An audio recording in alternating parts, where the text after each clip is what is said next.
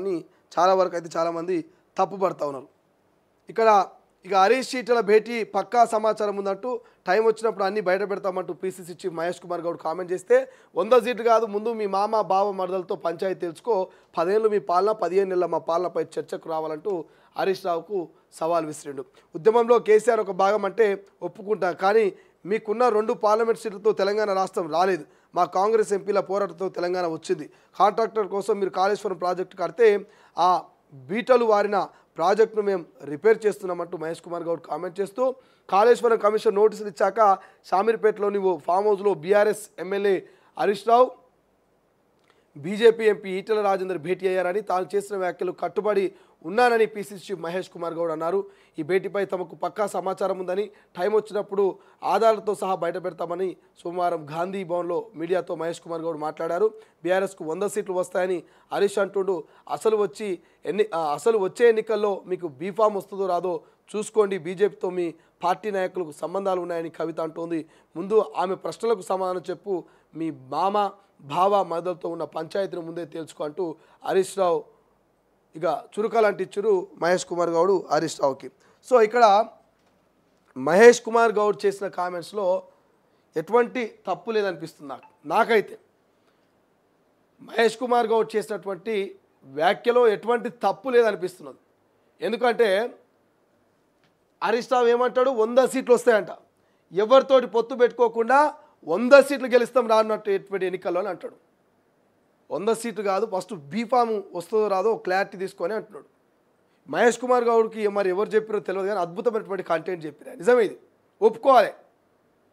హరీష్ రావు గారు అంతే గుర్తురు ఇంతే గుర్తురు కదా, మీరు కనీసం బీఫామ్ వస్తుందో లేదో తేల్చుకొని అని మరి మహేష్ కుమార్ గౌడ్ అంటున్నాడు. ఫస్ట్ అదో క్లారిటీ తీసుకోరు. కల్వకుంట్ల కవితనేమో మరి బీజేపీ బీఆర్ఎస్ మధ్య ఒప్పందం ఉన్నది, విలీనానికి సంబంధించి ప్రస్తావన వచ్చిందని చెప్పేసి ఆమె చెప్తా ఉన్నది. మీరేమో లేదు మా కాలకు అసలు సంబంధమే లేదు, ఆ ప్రస్తావనే రాలేదని చెప్పేసి హరీష్ రావు గారు చెప్తారు. ఇక ఈటెల రాజేందర్ గారేమో వేరే చోట ఏదైనా సందర్భం వచ్చినప్పుడు కలవచ్చుగా, తప్పేముందని ఈటెల రాజేందర్ అంటారు. అంటే ఇక్కడ ఏమవుతుంది, ఎప్పుడైతే కాళేశ్వరం కమిషన్ నుంచి ఈటెలకు ఇటు హరీష్ రావుకు కేసీఆర్కు నోటీసులు వచ్చినాయో, ఈ ముగ్గురి నోటీసుల తర్వాత మరి షామీర్పేట దగ్గర ఉన్నటువంటి ఒక ఫామ్ హౌస్లో మాజీ 2 మంత్రులు కూడా, అంటే ఇప్పుడున్నటువంటి ఎవరైతే బీజేపీ ఎంపీ ఈటెల రాజేందరు, అదేవిధంగా బీఆర్ఎస్ ఎమ్మెల్యే అంటే మాజీ మంత్రి హరీష్ రావు, ఇద్దరు షామీర్పేటలో ఉన్నటువంటి ఒక ఫామ్ హౌస్లో కలిసి ఈ కాళేశ్వరం కమిషన్ గురించి డిస్కషన్ చేసుకున్నట్టు. అది నిజమా కాదా మరి చెప్పాల్సిన అవసరం ఉన్నది. ఎందుకు ఈ భేటీ ముఖ్య ఉద్దేశము బీజేపీ బీఆర్ఎస్ 2 కూడా ఒక్కటే అనేటువంటి అంశాన్ని మహేష్ కుమార్ గౌడ్ క్లియర్గా చెప్తూనే, కల్వకుంట్ల కవిత అడిగిన ప్రశ్నలకు ముందు సమాధానం చెప్పు, ఆ తర్వాత మరి బీఫామ్ వస్తుందా రాదా చూసుకో, అప్పుడు 100 సీట్ల ముచ్చట మాట్లాడని మహేష్ కుమార్ గౌడ్ గట్టిగానే కౌంటర్ ఇచ్చింది. కాబట్టి ఈ కౌంటర్కు మరి హరీష్ రావు ఎట్లా స్పందిస్తారో చూడాలి, ఈటెల ఎట్లా స్పందిస్తారో చూడాలి. ఇద్దరు కలిసిరని పక్కా ఆధారాలునే అంటున్నాడు.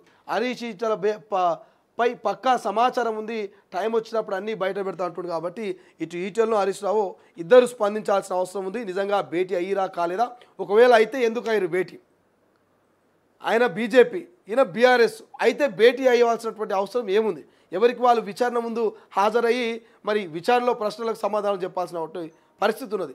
మరి విచారణకు హాజరు కాకముందు ఇద్దరి భేటీ వెనక రహస్యం ఏంటి, భేటీ వెనక అసలు భాగోతం ఏందనేది మనం భవిష్యత్తులో చెప్పుకునే ప్రయత్నం చేద్దాం. రైట్, ఇది మొత్తం మీద ఈటెలకు ఇటు హరీష్ రావుకు ఇద్దరికి కలిపి మరి మహేష్ కుమార్ గౌడ్ కౌంటర్ ఇచ్చాడు. దిశలో చూస్తే దిశలో కూడా ఆల్మోస్ట్ అవే వార్తలు